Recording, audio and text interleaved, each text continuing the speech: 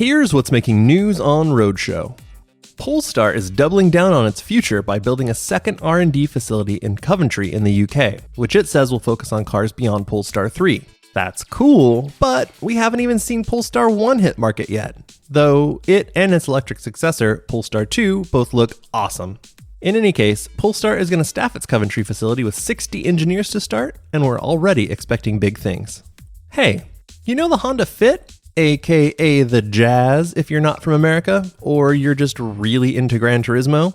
Well, Honda just told the world that it's going to do a hybrid version of its awesome subcompact, and that has us stoked.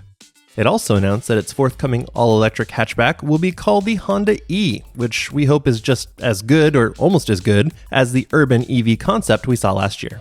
Volkswagen has been promising an affordable electric hatchback for a few years now, and while it's still not out, we do at least know what it'll be called.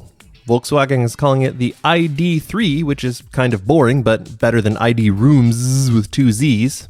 Anyway, it also dropped a teaser image of the car in camo that our own Andrew Kroc described as Vaporwave. Supposedly we'll see this thing for real at the Frankfurt Auto Show in September. Find more on these stories over at theroadshow.com, and we'll talk to you tomorrow.